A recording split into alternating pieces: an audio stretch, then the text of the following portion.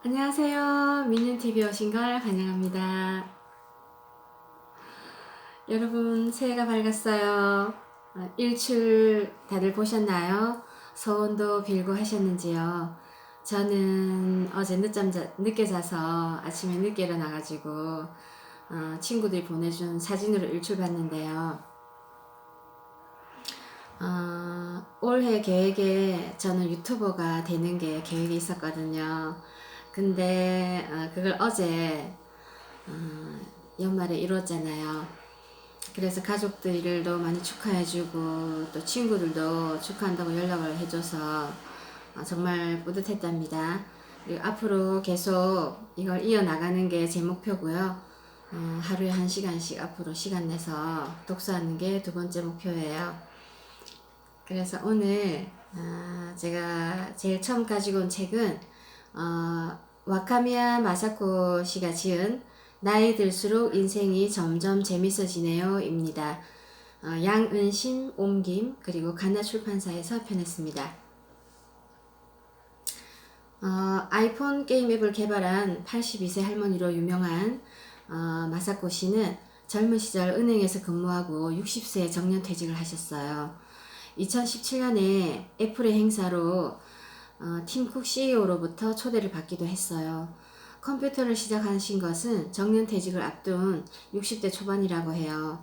사람들과 만나 수다 떠는 것을 좋아하는 마사코 씨는 정년퇴직 후에 어머니를 간병해야 해서 집에만 있어야 하지 않을까 걱정을 하고 있었답니다. 그때 컴퓨터가 있으면 굳이 밖에 나가지 않아도 많은 사람과 대화를 할 수 있다는 주변 지인들의 말씀을 듣고 집에 컴퓨터를 설치하셨대요. 그러다 보니 어느 날 그 스마트폰용 게임 앱이 시니어가 즐길 수 있는 게임이 없다는 것을 알고 만들고 싶어졌다고 합니다. 대단하시죠. 이분은 호기심이 무척 많으시다고 해요. 워낙 활동적이고 사람 만나고 돌아다니시는 것을 좋아해서 특별히 건강관리를 하는 것은 없다고 하십니다. 싫은 일은 굳이 하지 않고 검진 결과보다 내 기분이 어떤가가 중요하다고 생각하신대요. 또 자고 일어나는 시간도 몸이 시키는 대로 하시고 또 직장생활 할 때와 달리 수면 시간도 자고 싶을 때 자고 일어나고 싶을 때 일어난다고 하세요. 잠이 일찍 깬 날엔 읽고 싶어서 쌓아둔 책을 읽기도 하고 또 이불 속에서 내일 뭐 하지? 뭐 누구랑 만나는 날인가 이런 걸 생각하거나 공상을 즐기신대요. 갖고 싶은 것은 오직 시간이라고 하십니다. 구글 달력을 이용해서 일정 관리를 하시는데 아직도 하고 싶은 일이 많아서 시간이 모자란다고 해요. 또 이분은 완벽을 추구하면 끝이 없다고 생각해서 해외여행 다닐 때는 구글 번역기를 이용하신답니다. 80세가 넘은 지금도 1년에 한 번은 해외여행을 하신대요. 한 번은 러시아에서 러시아어를 키보드로 치기 어려워서 구글 번역기에 카메라 기능을 써서 번역을 받았대요. 이런 기능이 있는지 저도 처음 알았습니다. 나이 들수록 이런 기계들을 안 그러신 분도 있겠지만 좀 멀리 하게 되잖아요. 그렇지 않고 잘 활용하시면서 여행도 다니고 하시는 거 보니까 저도 그렇게 하고 싶다는 생각을 했습니다.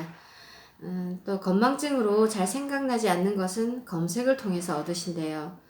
엑셀 아트를 배워서 자신만의 소지품도 만들고 3D 프린터를 배워서 펜던트도 만들면서 시니어들이 느끼는 상실감, 그러니까 이제 친구분들이 돌아가시거나 할 때 느끼는 그런 상실감 같은 거를 어떤 그 일종의 채울 수 있는 그런 성취감도 느끼신다고 합니다.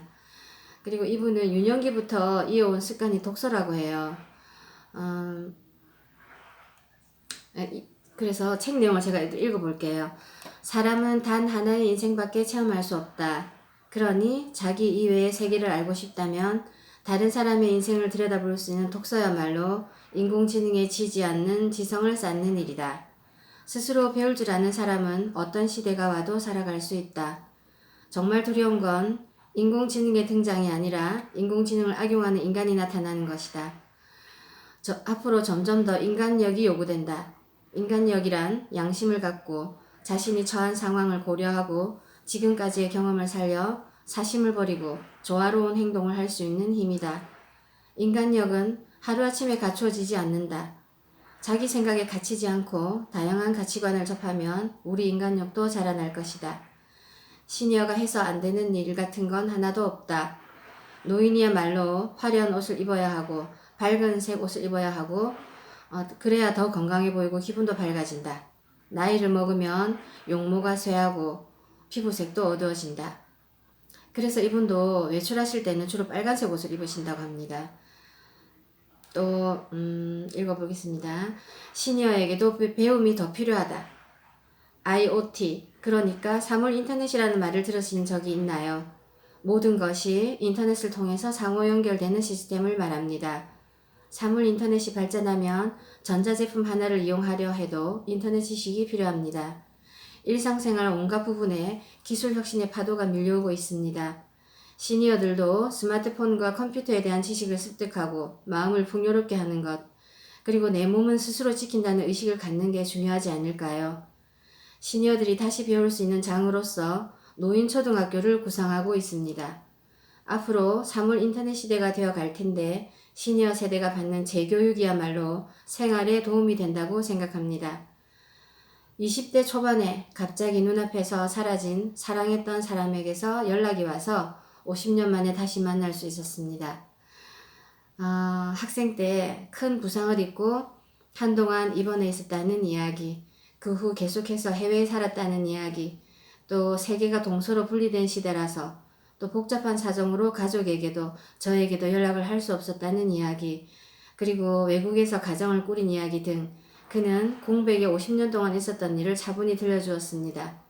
그는 결혼까지 약속한 제가 항상 마음에 걸렸다고 합니다. 아무리 애를 써도 일어날 일은 일어납니다. 그리고 반대로 이런 기적도 일어나지요. 이렇게 건강한 모습으로 만났으니 그 행복을 곱씹어 봅니다.